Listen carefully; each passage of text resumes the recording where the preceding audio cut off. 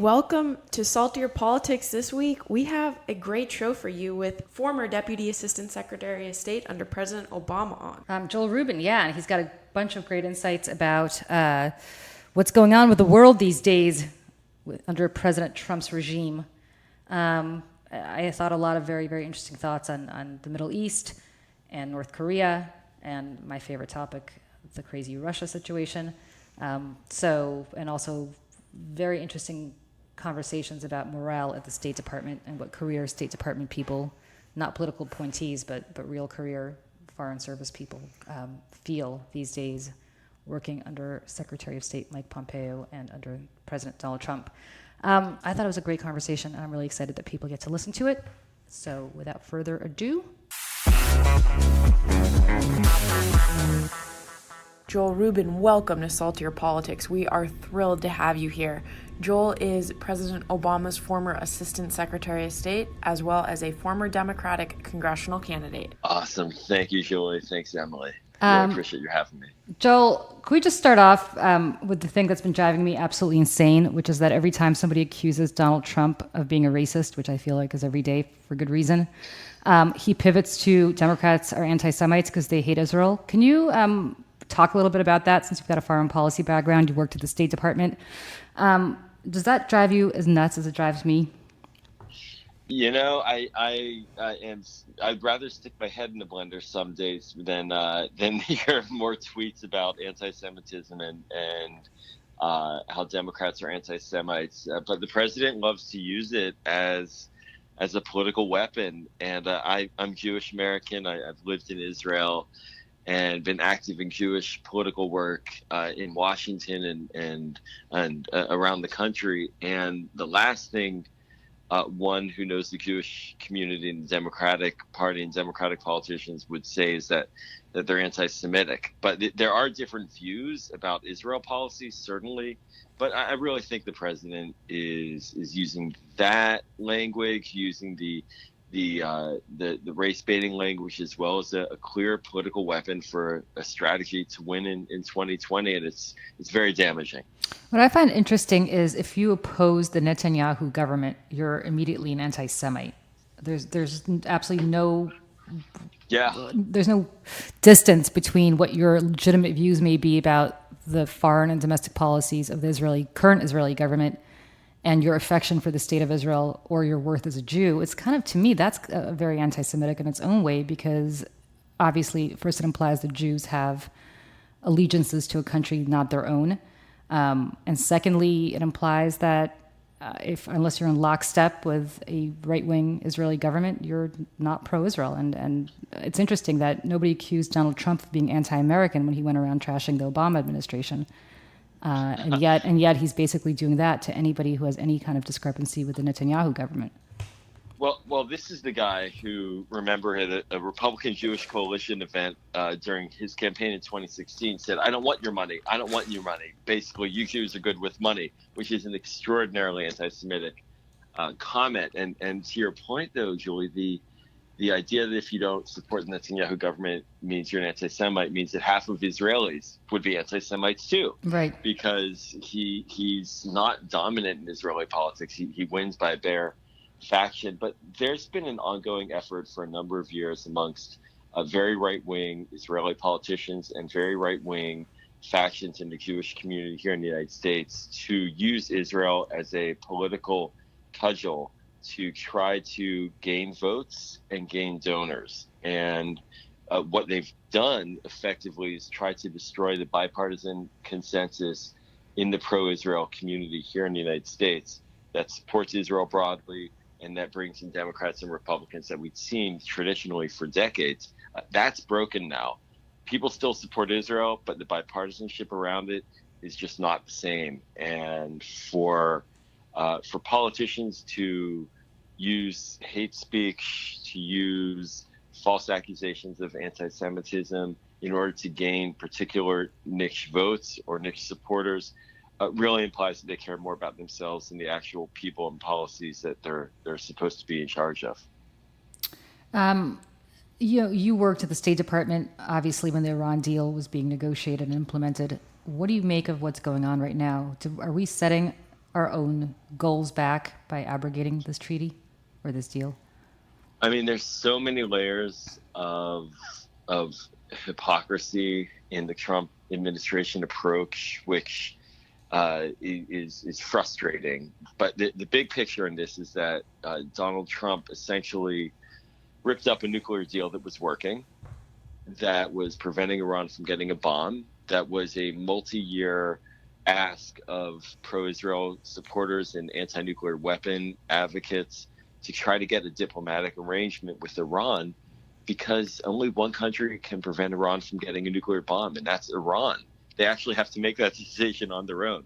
They have the technology, and they decided to not build the bomb, and it was verifiable. So right now we've got a Iran policy in free fall and no way out. And so we're watching rising military activity in the Gulf, the shooting down of an American surveillance craft, potential 10 minutes away from American strikes into Iran that is, we have to remember, a country 3 times the size of Iraq. So it's no cakewalk by any stretch. And there's no clarity about how we're going to prevent a nuclear weapon getting into Iran's hands, and how we're going to prevent a war. And my fear is that the policy here is being driven not by Donald Trump necessarily, but more by John Bolton and longtime traditional hawks on Iran who prefer regime change. Yet, that's a policy to nowhere. And so we're not safer today on Iran, even though Iran does a lot of things we don't like, and we should call them out on it and have. The Iran policy today is making us less safe. And can you explain as well, because Trump has said this was an Obama-Kerry deal. However, the Iran deal was with China, Russia, the EU, and it's not just an America thing. So I guess how this really hurts us abroad with our allies and people who really could help also stop Iran getting a deal. So Emily, you're pointing out the magic of what happened in 2015 and leading up to that deal. For years, it was the United States alone. And we would actually have Israelis come to Washington and say, it can't just be America putting pressure on Iran. That won't work. It has to be a global effort to prevent a Iranian bomb. And Obama in 2009 essentially enacted multilateral sanctions with the support of everyone you just described, the United Nations, Russia, China included in that, and they're not easy to get on board, the European Union, to build a multilateral coalition of pressure that Iran essentially saw as a slam door on their ambitions. And they came to the table, and we got the deal years later. Right now, that's all broken. The United States, we left the deal, and so Iran is triangulating and playing us off of the Europeans and making maneuvers to scare Europe and saying that they want more resources from the deal that we had agreed to. And so we're on our own. And that's the danger here, is that there are real problems, as we talked about, with Iran in terms of their horrible activities in Iraq and Yemen and Lebanon and Syria in particular. But instead of working with our allies to corral Iran on those issues, we have pushed them away and made an issue, the nuclear deal, the nuclear weapons issue, something that was put to the side, come back to the front. And so now we're not dealing with any of the issues. And it might have been an Obama-Kerry final signature, but this was a long-standing bipartisan piece of work. Congressional legislation was bipartisan. Even President Bush tried to work the diplomatic route unsuccessfully. But this is not as if Obama and Kerry one night decided they're going to just cut a deal with Iran. This was a long-standing American national security goal that had the support of our defense and State Departments and intelligence community, and was really deep. And throwing it away is a real shame, and it's a real loss of American prestige and effectiveness. It's interesting that you brought up John Bolton, because when Bolton got appointed, I thought it was a terrifying appointment, probably the most terrifying appointment yet. That's saying a lot considering what this administration is comprised of. But what it seems to me now is not so much that John Bolton is in charge of the parade. And in fact, Donald Trump decides to go meet with Kim Jong-un in North Korea, and John Bolton literally gets sent to Mongolia. So I don't know how looped in John Bolton is, so much as this is just Trump undoing Obama's legacy. I'm not sure that he's guided by the hawks as much as he's guided by being the anti-Obama and everything. What are your thoughts on that? Well, he loves to undermine Obama's legacy every which direction he can do it. That's clear, be it on healthcare, where President Trump has taken away or tried to take away healthcare from Americans and not offered up any replacements at all. And in this case on national security, if he can get rid of every deal that Obama did, it's a good day for him. It's just not a good day for the United States. There's another one on the horizon coming, the New START agreement with Russia. And that is to reduce our nuclear weapons, and their nuclear weapons make us safer. He may walk from that. So you're right. I mean, the president has chosen to be the opposite, so to speak, but it's a lot of show, not a lot of substance. So even on North Korea, where the president has engaged North Koreans directly, I think that's a good thing. I think that there can be potential there, but there's no follow through. There's no next day negotiation, no piece of paper, no real substance to it. And that's what's very troubling and concerning is that in the case of Iran, there was a 400-ish page document put together meticulously by our top experts on nuclear issues and intelligence issues. We don't even have a one-page agreed piece of paper with the North Koreans after 3 summits. So he may be the anti-Obama, but the anti-Obama without anything to benefit the United States. And so you're right with Bolton. I'll just mention, Bolton does have the ability to undermine the president's instincts. And I'll say the president on his instincts is to avoid getting trapped into wars. Let's give him that on Iran or on North Korea. But on North Korea, the failed summit in Vietnam, the second summit, in large part failed because of a maximalist position that the United States took that was driven by John Bolton, undermining the president at the table. I think the North Koreans have called him human scum, which is pretty hard. Well, pretty tough stuff. they've called a lot of people a lot of things. So, but he is organizing the national security work, and the results are that we're isolated and we don't have deals on the most important pressing nuclear challenges of the moment. And what's interesting to me is the complete disregard, as Emily pointed out, for our allies, especially in Western Europe, the complete condescension with which he treats the British government as though they're kind of his lapdogs, this love-hate relationship with Macron, usually hate, and Merkel, and yet this complete passion, I don't know how else to describe it, for people like Vladimir Putin. Look, I remember when Obama was excoriated by right-wing media for telling Medvedev that he would have more flexibility to work with Putin after the election. And yet, have you ever seen anything like this? I mean, the party of Ronald Reagan is essentially kowtowing to the Russians, not just in election interference, but on virtually on everything. I've never seen the United States as a wingman to a dictator. It's a great description. I think that's what we are.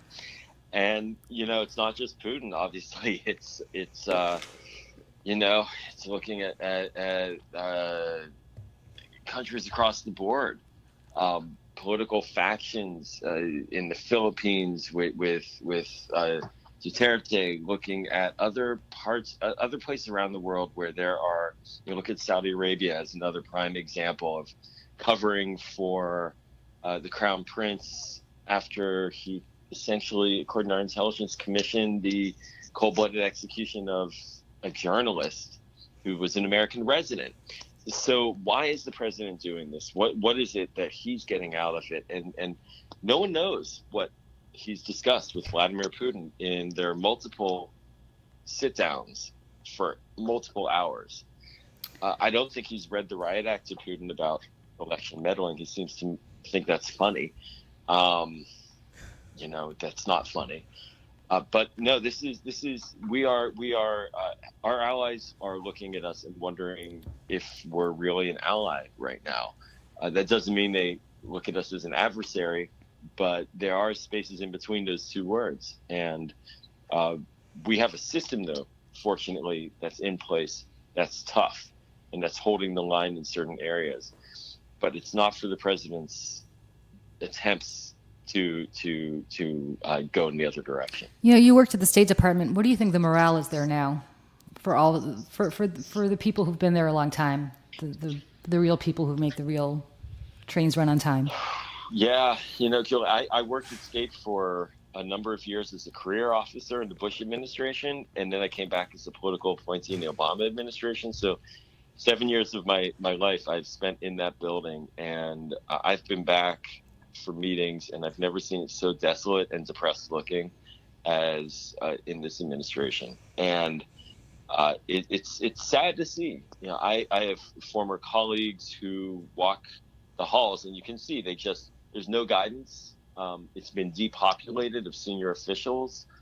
We are devaluing in words the importance of American diplomacy, and the White House's budgets are cutting our request for State Department funding by a third. So you walk around the State Building, and if you know the building, you know where things are, you know where there are vital spots. People aren't out. People aren't walking around. And so decisions aren't being made. And the net result is that diplomats who thrive on words and memos and access feel like they don't have any of that. They don't have guns. They don't have scientific experiments. They don't have the ability to influence through physical means. It's the words and the persuasion. And if you aren't able to even get the support of your leadership, you can't persuade your actual adversary or your ally to do something differently to advance American goals. And so it's very, very disappointing to see how little we're utilizing the talents of people at the State Department. What's it going to take, assuming this administration leaves in 2021, what's it going to take to rebuild? Do you think morale, not just at the State Department, but with our allies, could be restored with a different type of leadership immediately? Or do you think it'll take years and decades to potentially claw back from the last 4 years, the previous 4 years? So, if you remember when Barack Obama came in 2009, he went around and visited allies and was mocked by Republicans as doing an apology tour for America. Well, what he actually was doing was attempting to do what you just described, repair frayed ties. It wasn't all sweets and treats. In the Bush administration, we were in the midst of the war in Iraq, and we had burned a lot of bridges. But the lesson learned from that period is that it can be done, and one can rebuild alliances. There's a lot of muscle memory around the world of support for the United States and positive interaction. But we can't take it for granted, and it's going to require people coming in the next administration, if it's a Democratic one, and even if it's a Republican one. But I'm doubtful about that in terms of who we would put in. But people coming in with not just a policy smarts, but a passion for the actual inner workings of the day-to-day operations and of respect for our allies. But we are digging a hole big time because, again, going to diplomacy, the word is what matters. And the United States can't be consistently breaking diplomatic agreements as we did on Iran, as we did on the climate agreement with Paris, as we may do with the nuclear agreement with Russia and New START. We can't be consistently breaking our agreements and expect other countries to believe us when we say we want agreements in the future. And that's the real problem. It's sort of like the boy crying wolf. How many times can we say we really mean it on diplomacy when the history doesn't show that? So I just had a quick question about the Face app. I don't know if you guys have heard about that, but it's the app that makes your face look old, and it can change a couple things. But yesterday you saw all celebrities doing it, from the Jonas Brothers to whoever, and then all my friends seeing them post it, then did one of themselves and posted on Instagram. But now we're seeing that Russia now owns a lot of when you accept the app, now owns a lot of your pictures from Facebook and pretty much has free reign over them. And it's how, I guess, for a foreign policy wise setting, do you protect against this kind of cyber breach of privacy? Was that kind of the next frontier for you guys when you were back at the State Department? And how is it now? Do you kind of protect yourself or get the word out about that? There are a couple layers. There's the policy layer, obviously, and then there's the private sector companies and how they engage in it. You know, when I was at State in the Obama administration, we too were victims of cyber attack.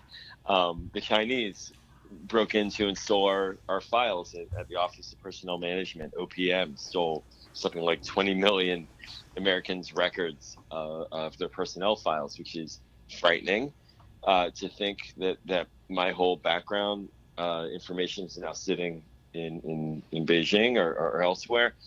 And we didn't get it right. I'm not gonna say that we had it all done there. But what we did at a policy level was have some offices dedicated to it, some infrastructure at the White House dedicated to cybersecurity, just on protecting at that level. That's been in many ways disbanded in this administration. It's sort of surreal and deeply troubling to see how they've gotten rid of cyber protection leadership at the White House. It really diminished it and making us vulnerable. But, you know, a lot of the controversy now on Capitol Hill about Facebook and social media companies as well is really highlighting the role of the companies in this. You know, why is it that Facebook is enabling your face to be grabbed and then having, you know, how come there aren't the protections there as well? And so, yeah, I think we're entering a new world. The deep fake videos coming up. You know, our election was hacked through cyber attack. This is real, and we have not figured out a method at the policy level to fix it. I'll tell you a personal anecdote. One additional thing. I was actually in China in April on a trip, and to enter the country at the airport, they scanned my face. They didn't just take a picture, they took a full facial scan. And if I hadn't agreed, I wouldn't have gotten in. On the way out at the airport, a machine scanned my face and literally immediately popped up right after that, my name on a screen telling me where to walk in the airport. Deeply frightening stuff. And there are no controls governing it. And this goes to the bigger picture of the value where diplomacy could play a role. I don't know the technical answers to all of this, but let's say someone does. At that stage, if we have a real strong diplomatic core and a belief in diplomacy, we galvanize the international community. We go to the UN, we work with our allies, we work with the companies to create protocol and systems and standards for cybersecurity. That is how you get things done. You get people on board, because this is not a U.S. only issue. My fear is that right now we don't have the credibility with other countries to go to them and say, we want to make an agreement with you on cybersecurity. If anything, it's the opposite. And nor is anybody really pushing to do that, I assume. No, not at this stage. That's a shame. Right. So, well, what's not a shame is kind of a transition here to Two Truths and a Lie, Joel.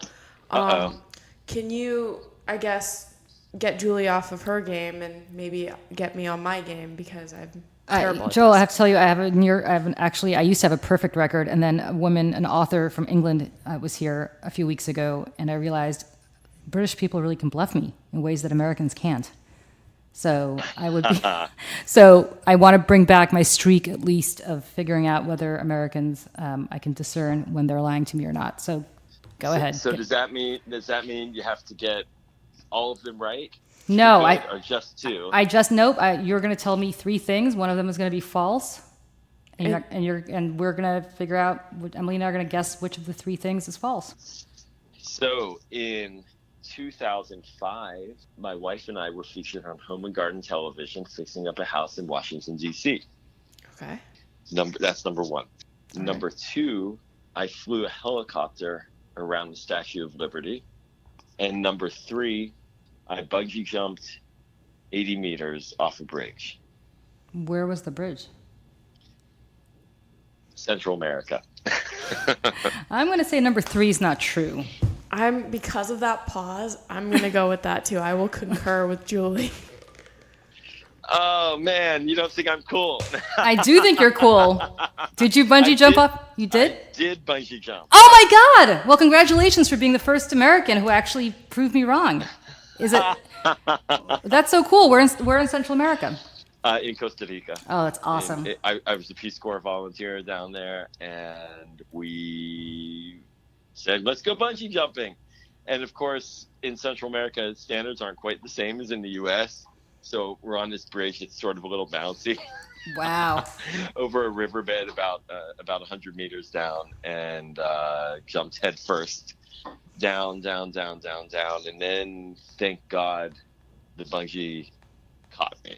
Well, and I'm still here. I, in college, went cliff diving off a very high, similarly high cliff in Newport, Rhode Island, and that is still the dumbest thing I've ever done. I bungee jumped as well, and I feel like as I was doing it, I was like, I'm an idiot. Those were my thoughts. That was exactly my thought as I was going in the ocean. Why did I kill myself? I know. I didn't even want to kill myself. I know. It was like... my favorite part of this is that at the time, back in the day, we had regular cameras, film cameras, I call them, regular cameras. And so I took out the film and I mailed it to my parents because that's what I would do. And they would develop the photos. And I got this urgent fax, if you can believe it, to an office where I worked. And it was from my father. Said, "What are you doing hanging from a bridge?" Because my friend I was with took pictures of me being pulled back up from the bridge. So that was a fun way to tell them that I bungee jumped. So what's the lie? I never flew a helicopter around the Statue of Liberty. Yeah, me neither. Are you even allowed to fly a helicopter around the Statue of Liberty? Military choppers can do it, I think. Wow, that's pretty cool. It sounds cool, doesn't it? It does, actually. But we were on HGTV, so on Home and Garden TV. Really? Curb Appeal. We fixed up a row house here in DC in the city back in 2004, 2005. That's awesome. And we're online. Emily's a huge reality show aficionado, so I'm surprised she hasn't yet told me about Curb Appeal. Oh, man. Emily, check it out. Curb Appeal 2005. Victorian something or other, forget. But my wife and I got stopped for like a year or two after it all the time at different like stores because I guess we're on reruns on airplanes or something. And we look very different. So that's so cool. Joel, we're going to let you go, but I would be remiss if I didn't mention that you and I worked, although not together, and I didn't know this until last week or 2 weeks ago, for Frank Lautenberg, Senator Lautenberg, who to this day remains my favorite all-time boss, and I miss him tremendously, and I thought he was a great senator in ways that I wish more senators were. So I think that's a wonderful thing that we share.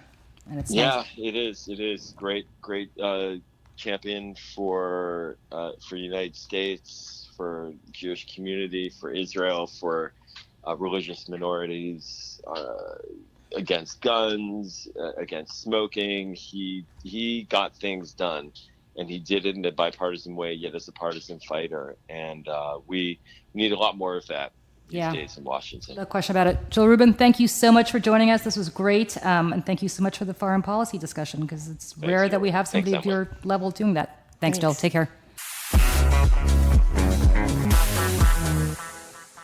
Julie, what an incredibly insightful conversation. I certainly hope people learned something from that. Speaking of insightful, I would like to just leave you with a nugget that I learned today, that HBO didn't submit Gwendolyn Christie, who played Brianna Torrance. Love the story so much. They didn't submit her for an Emmy, so she submitted herself and got a nomination. Like, that just shows you just be your own biggest cheerleader. And I got to tell you, I hope she wins, because of the three from Game of Thrones that were nominated, which was Maisie Williams, who was Arya Stark, Sophie Turner, who played Sansa Stark, and Gwendolyn Christie, as we talked about. I thought she did such incredible. They all did great work, but she just, to me, did such incredible work, especially this season, but over the past few seasons as well. And I hope she wins. And shame on you, HBO. We know that you have to pick and choose among your favorites, but she really merited not just the nomination. I think she merits the win of the 3 of the Game of Thrones nominees in that category. I thought we just had to get our morale up before we say what we're salty about this week. What are you salty about? Well, the former Mississippi Supreme Court Justice Bill Waller Jr., he's becoming the second Republican man running for Mississippi governor that said he won't meet alone with a woman who isn't his wife, even a reporter in a professional setting. This comes after State Rep Robert Foster said last week that if a woman journalist wanted to ride in his truck for campaign coverage, she would have to be chaperoned by a male colleague. It's like Saudi Arabia. It's like Sharia law that they all scream about. I don't understand. Female reporters can't do their job. It's making me extremely salty that they can't trust themselves, or it's somehow religiously based. Give me a break. Well, what is it? Is it the Billy Graham rule? That's what they were saying. Yeah, that basically you don't even want the implication. You want to be tempted by, I don't know, Eve or whatever, some weirdo biblical analogy. Tempted by the apple. So control yourself. Believe me, we can control ourselves around you, so you should be able to control yourselves around us. And secondly, to me, I can't help but think this is the negative byproduct of what they're using the Me Too movement for, which is, everybody's filing sexual harassment lawsuits now. Everybody's accusing everybody of bad stuff. So I'm not going to put myself in that situation by being alone with a woman. Guess what? It's not an issue. So calm down. And nobody's going to falsely accuse you of anything if you don't do anything. So just calm down and just relax. Women have a job to do the same as men. And I can only imagine if Elizabeth Warren or Kamala Harris or Hillary Clinton, when she ran, or any other female candidate said, oh, wait a second, I can't have reporters interviewing me one-on-one. God forbid. I mean, I can't have Matt Lauer interviewing me. I can't have whoever because he's a man and I'm a woman. And the outcry would be spectacular if roles were reversed. In fact, maybe we should do that. Maybe we should call for every single woman in Mississippi or Missouri or wherever they're from to not grant any access to any men and be alone with them under any circumstances and any business dealings because obviously the men can't control themselves. I would love that because women reporters are kicking ass. It was the female from the Miami Herald who broke the Epstein She thing. was so good. She was badass. That was a clinic on reporting. Which brings me to what makes me so salty. We've known this all along, but there are really 2 justice systems in this world. This guy, this predator, raped, and the euphemisms that people use, he had inappropriate sexual relations with a 12 non-consensual, or relationships with a 12-year-old. If you're a 14-year-old, if you're having sex with a 14-year-old or a 12-year-old and you're an adult, that's called rape. That's not called non-consensual or consensual. It's rape. Call it what it is. But anyway, the point is, this guy gets sprung essentially from real prison time, gets to go on work release for 16 hours a day to his swank office in Palm Beach, where apparently he continued to rape young girls. While he's supposed to be in prison, he's still raping women. What's so unjust to me about this is, imagine if this were the average Joe Blow, or imagine if this were some black guy. It wouldn't happen. Never. They'd lock him up and throw away the key. Meanwhile, this guy who's worth X number of millions of billions of dollars, I don't know what he's really worth, nobody really knows, gets to go to prison. That's not really prison. To me, it's just so appalling. And these women who are brave enough to come forward, there's this heartbreaking story from a Vanity Fair reporter that she had a mother and 2 daughters go on the record to her, and Vanity Fair about Jeffrey Epstein raping the daughters.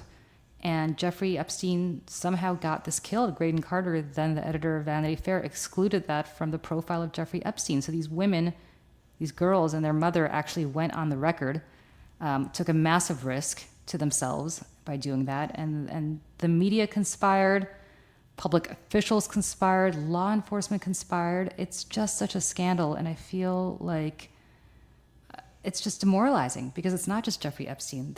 Look how long for the Weinstein stuff it took and how much of that was buried until the stories actually got out. It's awful. It's awful. And you'd think it kind of tie bars to your discussion about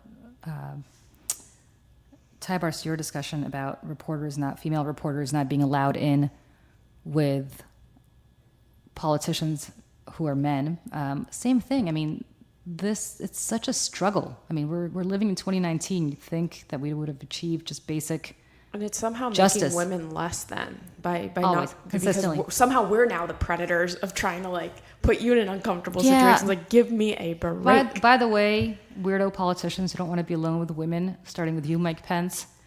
Who calls his wife mother? Like, you're not that irresistible, dude. We can control ourselves around you. We're not some sex-crazed women who are either there to seduce you. P.S. If you don't want to be seduced, you're not going to be seduced. And secondly, we're not there to levy false allegations against you. All we want to do is do our job. And it's when you prevent us from doing our job that problems really start to arise, because it's retaliatory. And at this point, these two men are not allowing women to interview them alone purely because of their gender. I mean, I don't know. If there's not a law about that, there should be.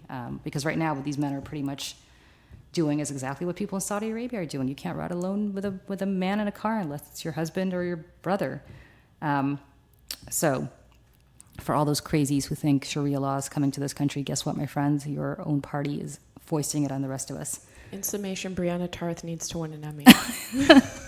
Amen. All right, everybody. Have a great week.